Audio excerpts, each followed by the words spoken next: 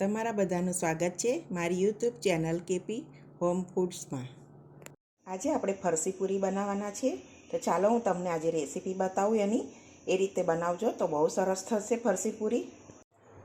સૌપ્રથમ આપણે ફરસી પૂરી માટે સામગ્રી જોઈ લઈએ।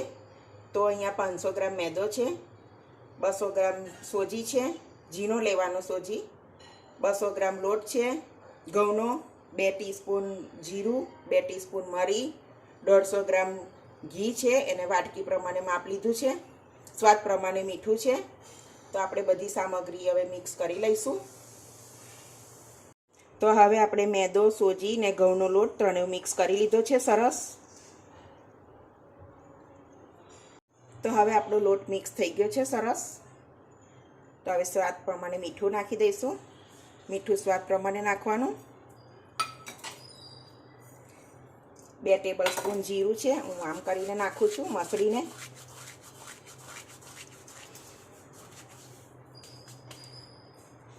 બે ટેબલસ્પૂન મરી છે, મરી તમારા સ્વાદ પ્રમાણે લેવું, વધારે ઓછી કરી શકો છો। એને બરાબર મિક્સ કરી લેવું।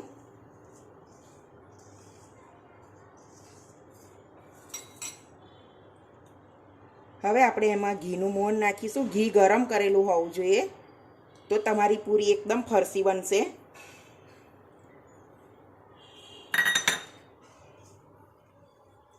હવે એને બરાબર મિક્સ કરી લઈશું।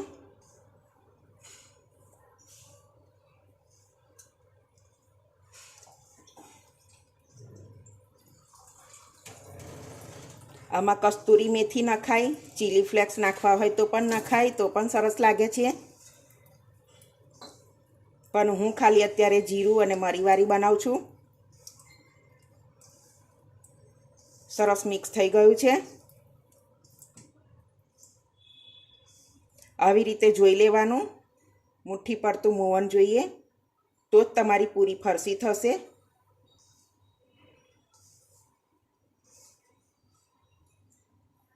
હવે આપણે એને થોડું થોડું પાણી નાખીને કઠણ લોટ બાંધવાનો। જેટલો લોટ કડક હશે એટલી પૂરી પોચી થશે।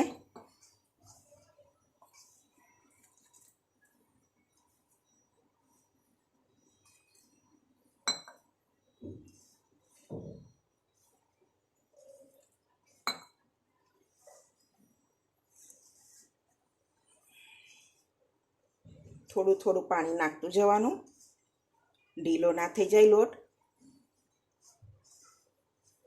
ફરસી પૂરીનો લોટ કડક જ બાંધવો, તો જ પૂરી ફરસી થશે।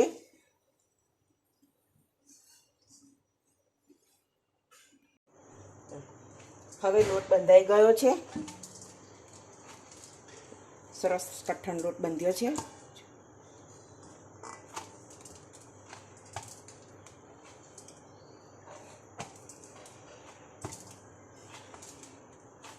આવી રીતે લોટ બાંધવાનો એકદમ કડક। હવે એને આપણે ઢાંકી દઈશું, એને અડધો કલાક રેસ્ટ આપી દઈશું। તો હવે આપણે જોઈ લઈશું, લોટ સરસ થઈ ગયો છે। હવે એને આપણે હાથની હથેળીથી બરાબર એને એ કરી લઈશું। લોટને બરોબર મસળવાથી પૂરી સરસ થાય છે। લોટને જેટલો મસળશો એટલો એનો કલર એ દેખાશે।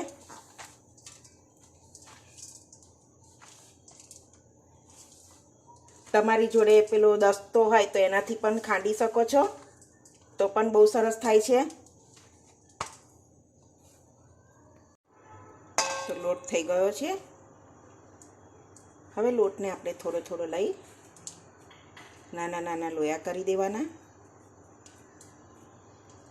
આપણે જે સાઈઝની પૂરી જોઈતી હોય એ સાઈઝને ગુલ્લા કરવાના।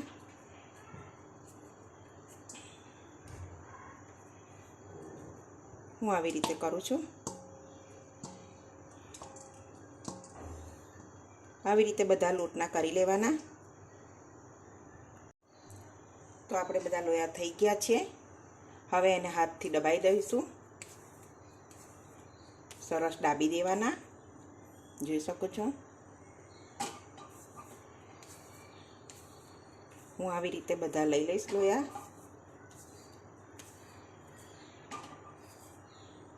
હવે લોટને બધા ગુલ્લા કરી લઈએ.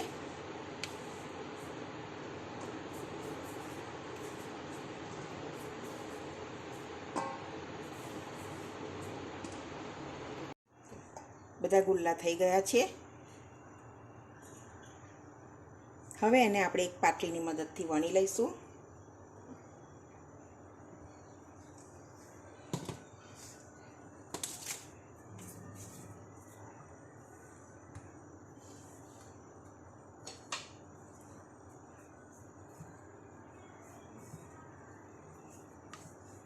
બહુ જાડી નહીં અને બહુ પાતળી પણ નહીં, એવી રીતે કરવાની. ને કાપા કરી લેવાના, એને ફૂલી ના જાય એટલે.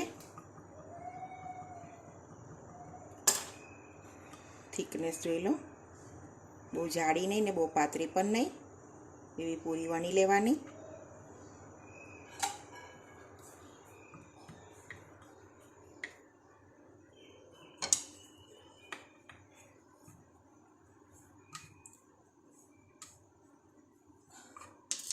એને પણ કાપા કરી લેવાના. હું બધી પૂરી આવી રીતે વણી લઈશ. જો મેં બધી પૂરી વણી લીધી છે. તમે મોહન સરસ નાખશો અને કડક લોટ બાંધશો ને તો પૂરી સરસ થશે, ચોટે પણ નહીં. તો હવે આપણે તેલ ગરમ કરવા મૂકી દીધું છે. તેલ ગરમ થઈ ગયું છે તો હું હવે એક એક પૂરી તળી લઈશ.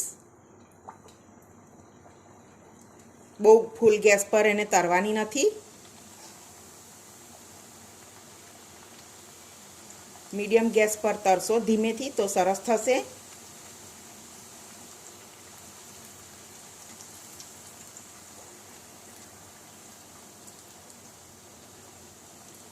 પૂરીનો કલર એકદમ લાલ નહીં થવા દેવાનો, સરસ ગુલાબી કલરની તળવાની.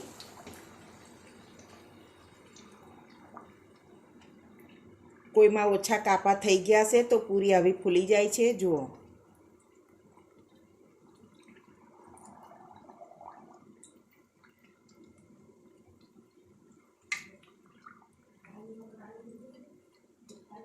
ગેસ મીડિયમ રાખવાનો.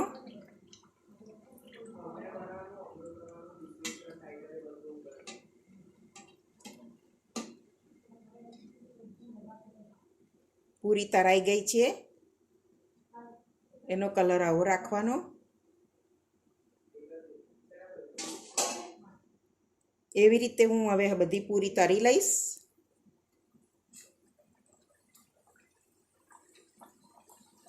થઈ ગઈ છે તળીને, હું તમને બતાવું.